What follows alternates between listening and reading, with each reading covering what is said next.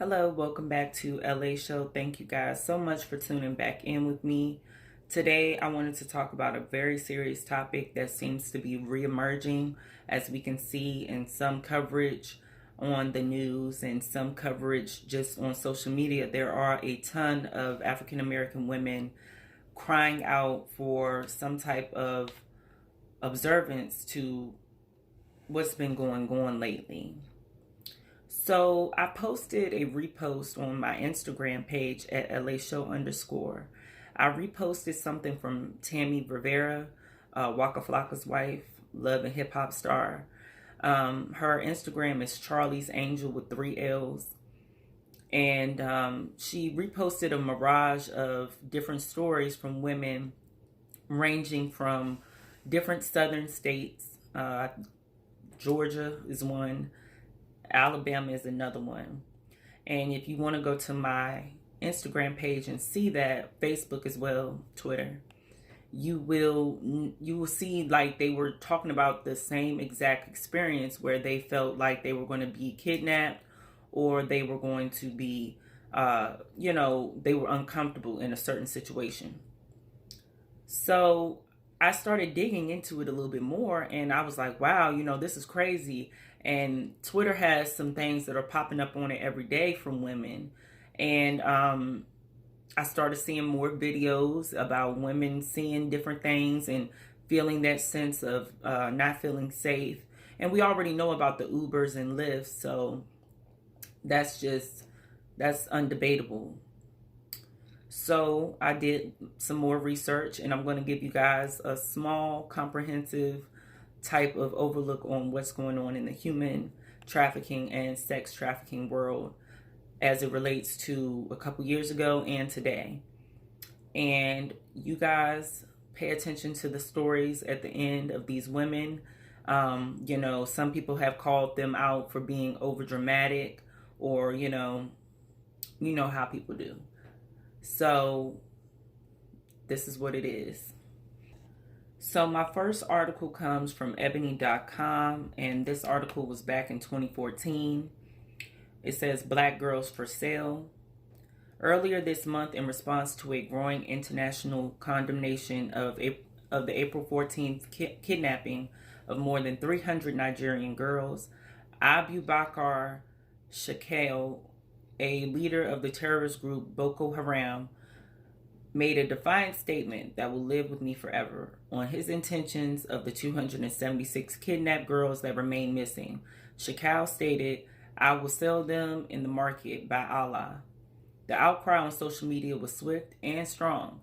Bring back our girls. The hashtag continues to be popular demand among those hoping for their safe return. President Obama has committed U.S. resources to help in search for these girls, and Michelle Obama weighed in to say that she was outraged and heartbroken over the kidnapping, all of which I feel was appropriate and overdue. That said, what has painfully underdeveloped in our collective critique of Boko Haram, the vulnerabilities of girls, and even discussions about human and sex trafficking are the hundreds of Black girls in the U.S. who suffer the same fate as their sisters in West Africa. These are serious and dangerous times to be a Black girl child, and I'm not just talking about in Nigeria.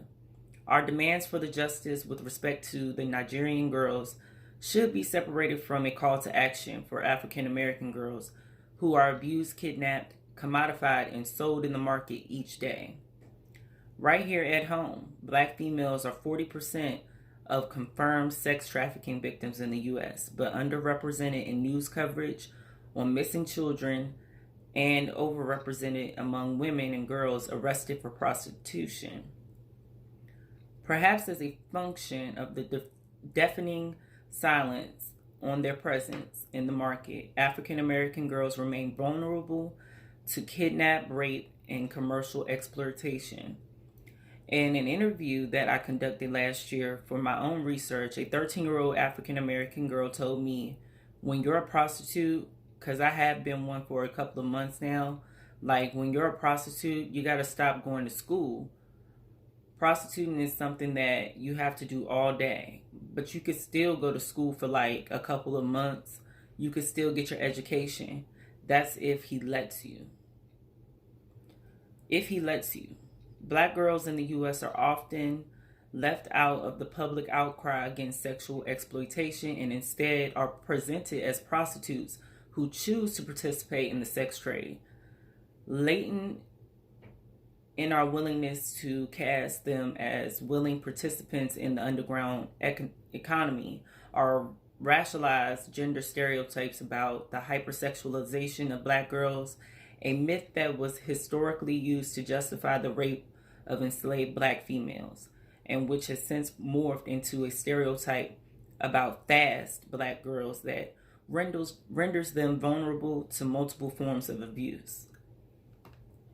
Nola Brantley, co-founder and former executive director of Motivating, Inspiring, Supporting, and Serving Sexual Exploited Youth, an organization that predominantly serves African American women, said that the public's failure to embrace black girls as trafficked may be a function of how black girls present to the public when they are still under the watchful eye of their predator, pimp, and or gang. Brantley argues that sexually exploited black girls are not choosing to participate in the sex trade.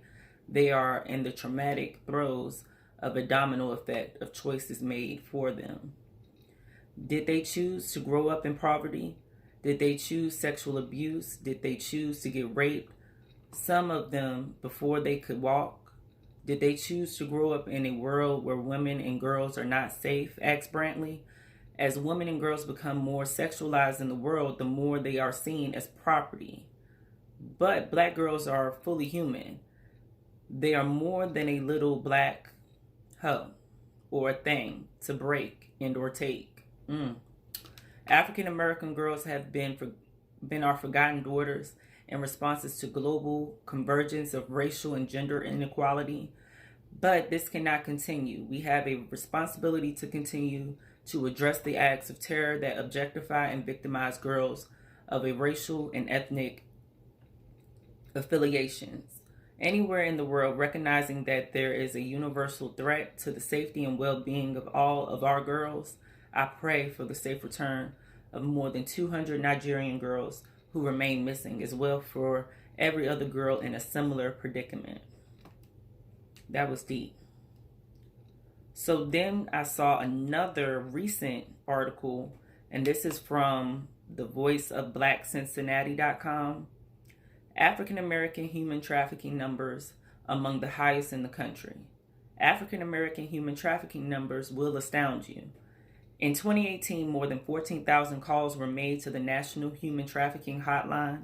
62% of trafficking suspects are African American. 52% of all juvenile prostitution arrests are African Americans. 40% of victims of human trafficking are African Americans. Human trafficking victims are typically poor and have a history of exploitation, substance or sexual abuse, learning disabilities, and inadequate support systems. Some argue that the demand for African Americans for sexual exploitation is higher than that of the other races, and the penalties associated with trafficking African Americans are less severe. According to the Salvation Army of Greater Cincinnati in northern Kentucky, human trafficking is the exploitation of men, women, and children through force, fraud, or coercion for the purposes of commercial sex or labor. This center identifies victims and serves survivors being exploited in factories, massage parlors, pimp-controlled prostitution, and domestic servitude, such as nannies and housekeepers in the greater Cincinnati area. Human trafficking among African Americans. In 2018, Essence reported that more than 14,000 calls were made to the National Human Trafficking Hotline. Human trafficking is also known as modern-day slavery. Victims are more likely to be African American than other ethnicities. In 2012, the U.S. Department of Justice reported that 62% of human trafficking suspects, including both children and adults, are African American. Additionally, African American children make up 52% of all juvenile prostitution arrests. In many instances, the children are not prostitutes, they are victims. Researchers and advocates alike are trying to understand why African American victims are overrepresented in human trafficking. Some argue that the demand for African Americans is higher than the demand for other races. Others suggest that because African American men abduct and traffic the highest percentage of America's human trafficking victims, the traffickers have more connections to African American victims and operate more comfortably in low-income African American communities where many victims live. Equally as disturbing is the traffickers interviewed for a recent Urban Institute study. Overwhelming believe that trafficking white women would make more money, but trafficking black women would land them less time in jail if they were caught. What is more, these traffickers are more likely than selling the services of their victims to affluent and highly regarded Caucasian men. As a result, advantaged Caucasian offenders are more relatable and thus more credible to jurors than a young, poor, less educated victim. Instead of protection, counseling, and training, they are given jail time and penalties of having a juvenile record. Centoya Brown is a prime example of an African American girl who was convicted of murder for killing her captor in 2004. At 16 years of age, Centoya was prostituted by a pimp and later sold to a 43-year-old Caucasian male. In fear of her life, she shot and killed her solicitor. Her story was captured in the 2011 documentary Me Facing Life, Centoya's Story, and brought to light by celebrities like Rihanna and Kim Kardashian, who advocated for her release. On Tuesday, January 8th of 2019, CNN announced that Centoya Brown was granted clemency and was released to parole supervision on August 7th of 2019. She served a total of 15 years in prison. The second installment of her documentary is slated to be released later this year. Human Trafficking Awareness and Advocacy in Ohio. And they also gave the same statistics. Human Trafficking Hotline in 2017, 4,460 cases were reported with 191 cases in Ohio. The Buckeye State ranks number 4 in the country for human trafficking cases, reported behind only California, Texas, and Florida. According to the U.S. Department of Justice, only about 13% of confirmed human trafficking victims in the U.S. are 25 or older. The Ohio Attorney General's office reported that 1,000 child and youth victims are forced into the human trafficking trade each year, many being only middle school age. Wow. Now the question is, what can you do not only this month but all year long to advocate for these African American girls and women? So that is very deep. Also, we have an article on FidelCashflowVA.com. It's not an article, it's actually a podcast that I did on Jason Roger Pope, aka DJ Kid, and you can find that podcast on there. I would go and listen to it because they have added on more charges to this man. You can find that podcast also on Spotify, Anchor FM, Breaker FM, Radio Republic, Google Podcasts, and Apple Podcasts.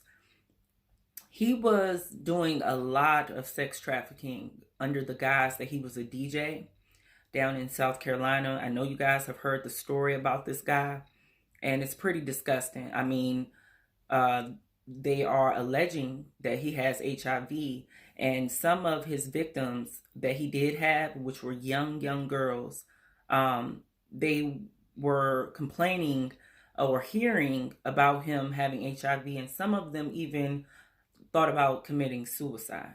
So you need to listen to that podcast to get more information about this guy. And, imagine how many other guys are like him out here. And I mean, we're talking about in these articles, they're saying black men are the highest for human trafficking. But, we see this white guy out here, and he made a lot of noise down there in South Carolina with this. Disgusting. Also, I want you guys to listen to these stories from women. These stories have popped up all over the internet. And, just listen to them. This is recent stuff. And, we need to protect ourselves. If you have to, carry some mace, a knife, or a legal gun. It's fair game out here, honestly. And, tell me what you guys think down below. Please like, share, and subscribe to this channel. And also turn on your notifications so you can get the videos first. And I'll see you guys later. Stay safe.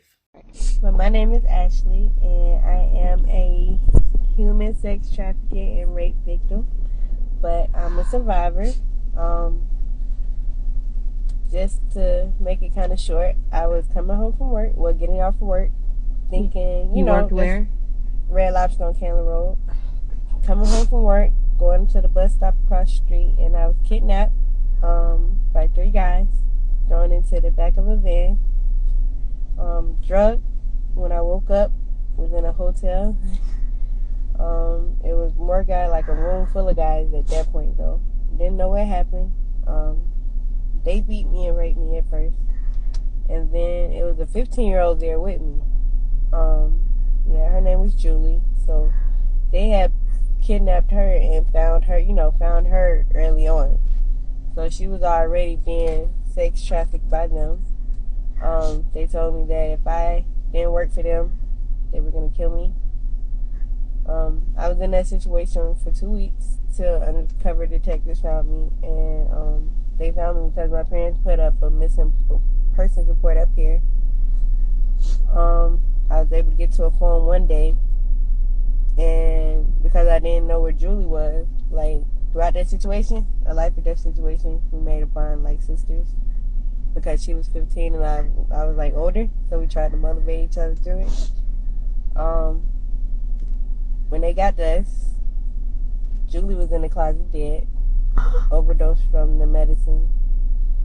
Throughout that process, that's where I got like all these bruises and stuff from. Like, they cut me here, tried to kill me here when they threw me in the shower, tried to cut the vein, but they just missed it. Like, they burnt my hands. Long story short, just make sure you're aware of your surroundings, and be careful, because still to this day, they haven't caught any of my attackers. We know who they are based off DNA from the rape crisis center, but they fled before police can get to them. So be careful, watch your surroundings, and don't trust anybody. And that's her miracle baby right there. I'm here. Single mommy. But it's worked through my miracle. Well, God bless you. You are blessed. All right. We'll see you soon. God is watching over you. You got a beautiful smile. Thank you. All right. Hey, bye-bye, man. And I said, hold up. I said, it's not showing on my phone that you have picked me up.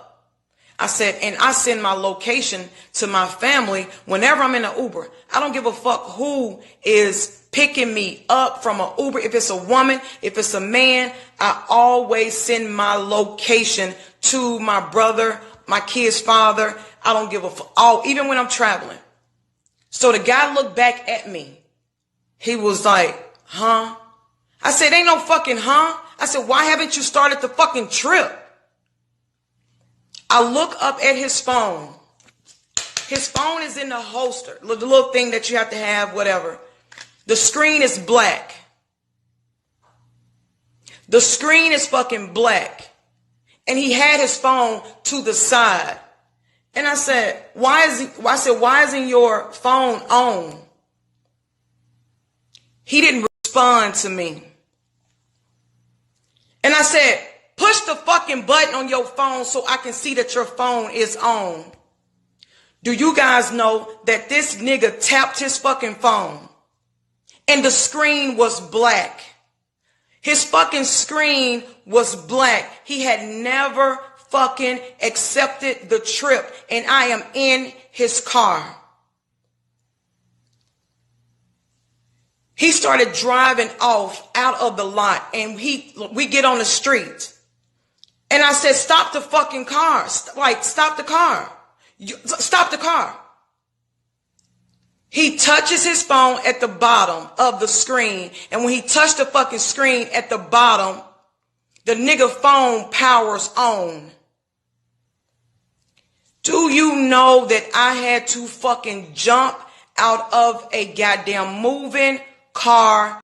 Make sure that you're able to open it back up, because some of these Uber drivers may have their child safety lock on when you first get in the car. Now, some of you may not ever even think of that or even take that into consideration. If somebody is trying to do something to you, of course, they're gonna prevent you from getting out of that car if they smart enough. If motherfuckers are smart enough, they will have it to where you cannot get out the car like I was able to get out the car last night. I felt something about him when he kept looking at me strange. I'm looking like, this man just watching me. I'm like, shit. But you know what a lot of us do when we get inside of an Uber?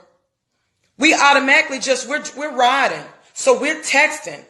You know, we watching videos. We're looking at shit on Instagram. But we're not fucking paying attention to the nigga who's supposed to get us to our destination safe. We take our eyes off of Uber drivers all the time. To know that this man had me in his fucking car and he had not even started the app. Do you know he could have done anything to me last night, taken me anywhere last night, whatever the fuck, because you know what? Uber would have said it shows that he canceled the trip. When I got out of his fucking car. I normally don't really be going live like this, but it is early in the morning. I was on my way to work. I dropped my baby girl off at school. My car started acting up, so her dad told me to catch a Lyft and leave my car there, and he would fix it for me. So I called the Lyft, got in the car with the Lyft, noticed that they were taking all these different turns, no major streets, was not following the GPS that they were supposed to be following.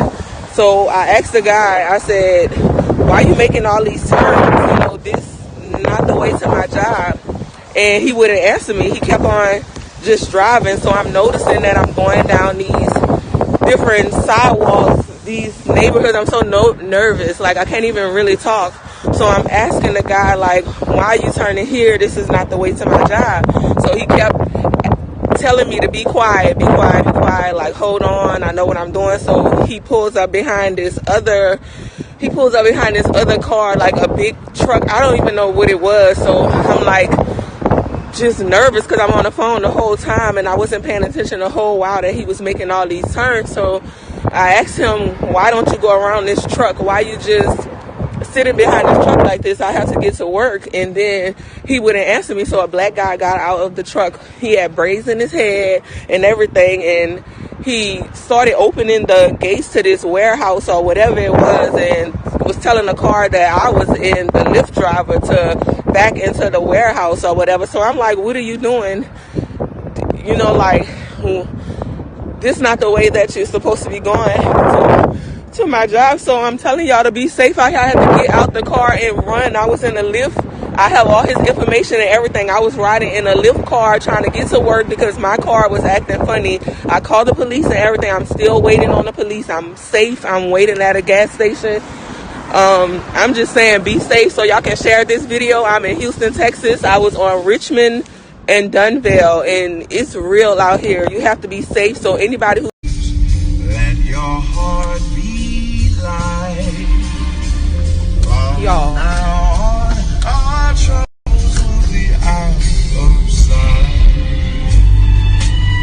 Y'all, do y'all see that? I made like 3 turns already, bro. I'm not going for that.